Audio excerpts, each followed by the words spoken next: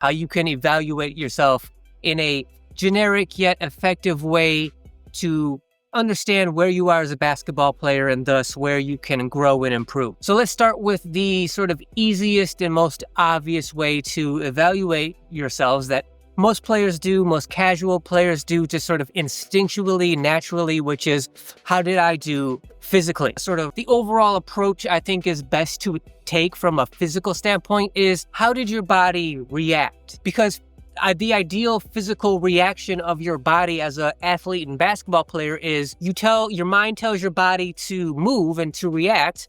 And from that, you expect your body to immediately and automatically do what your mind tells it to do, the exact way, the exact intensity that you expect it to perform. The overall idea being all of your physical movements are automatic and exactly what you expect them to be.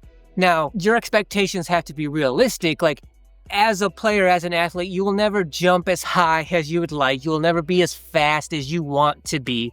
But from a realistic expectations point of view, ideally, physically, when you tell your body to do something, if your body does that from a physical standpoint, then you're great, right? But most players, there's always some kind of improvement that can be made, right? You're not going to move as fast as you would like. You don't jump as explosively or high as you would like.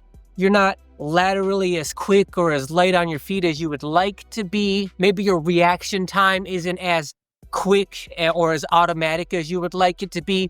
Those are the kind of things that you should keep in mind as you're evaluating yourself from a physical standpoint. Realistically, could your body have responded and reacted better? Or are you just already top tier? The reason this is the most common way for players to evaluate themselves is because it's the easiest. It's like, okay, well, I didn't run as fast as I would have liked to.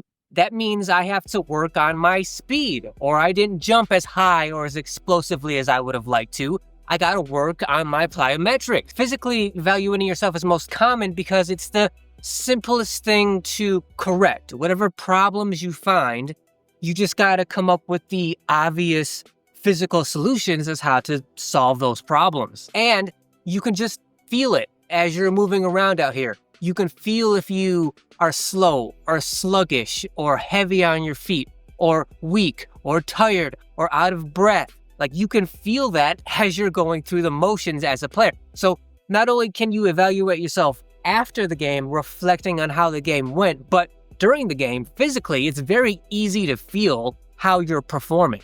If you're performing well, then you feel great. If you're slow, if you're sluggish, you're tired, if you're heavy on your feet, you can feel that immediately as you're playing. And all of those things are completely correctable. They're very simple. It's not easy to do, but the solutions themselves are fairly simple. That being established, let's move on to the little bit more nuanced aspect, which is evaluating yourself from a mental standpoint. I think the best overall way to describe how you should evaluate yourself mentally comes in the form of how fast did the game play out in your mind?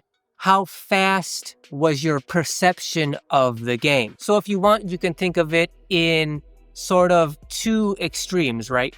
The one extreme being the game was going so fast, it was so chaotic, there was so much movement and speed and complication that you couldn't keep up with it. It's like you always felt behind. The game was moving faster than you could keep up with in your mind. The other extreme being like the game's moving so slowly, you can see what's happening, you can tell what's going to happen next, you're kind of bored waiting for the game to play itself out. Those are the two extremes when we're talking about evaluating how you perceive the game mentally. The ideal side of spectrum to be on for that is the game's moving slowly, meaning the more the game moves slowly, the more bored you're apt to get waiting for the game to play out.